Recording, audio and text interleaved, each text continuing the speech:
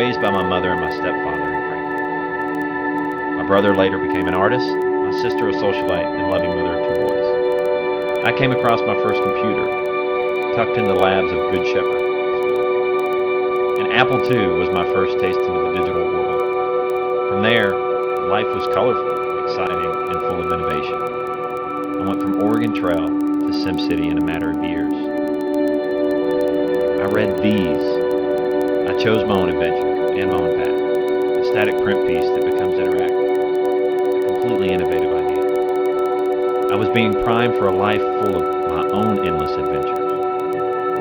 Fast forward, AOL, chat rooms, IBM ThinkPads, burning CDs, CompuServe, winning. School was mildly interesting, and there were some awkward moments. Well, there were a lot of awkward moments.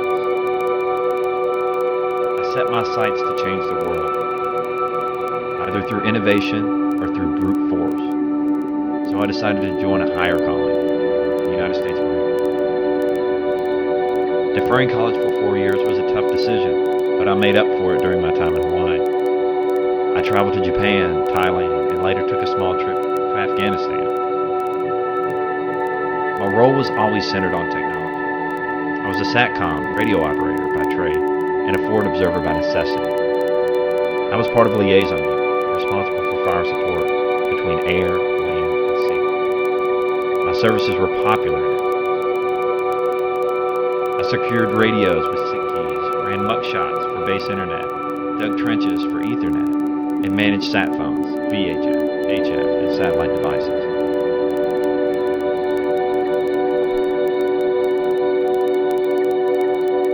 I've seen service through my entire time in and out of the military. I've made it my purpose to help others and improve the state of things in the general vicinity. I guess you could say I'm a solutions engineer. Maybe this stems back to my days reading those Choose Your Own Adventure books, as there was never a dead end to a problem. I'm always striving for perfection and for greatness. I completed 60 hours of college in the military. 2 courses, biology and psychology, were completed in Afghanistan through a pilot program out of Coastline Community College using a Palm PDA with SD cards. Transferring into UK, I manage our Mac labs here on campus, where I later graduated with a business and telecom degree to take over IT for our enrollment management office. I helped develop a dialogue on campus for student veterans, which an advocate was something I never thought I'd become. But today, after projects like From Combat to Kentucky, researchers from across the globe are referencing stories of today's students, veterans, to solve mental illness, issues in resiliency, combat transition, and family readiness. I now manage our communications, marketing, and interactive while overseeing IT operations for enrollment management. I guess you could say my path has been about taking chances and making sure that the decisions I've made were ones that would allow me to learn along the way. I've tried to involve myself with organizations, people, projects, and work that will continue to expand my understandings of the world and how we live in it.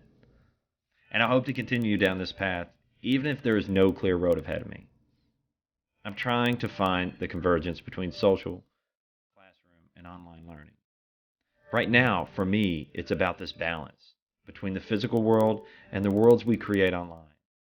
Where will this technology take us, and how will it affect the way we understand education? Learning environments will be flipped, just as our understanding of the world has been. I want to build a place where education is open, accessible, rich, and meaningful for all. My path, and the path of technology, demands it.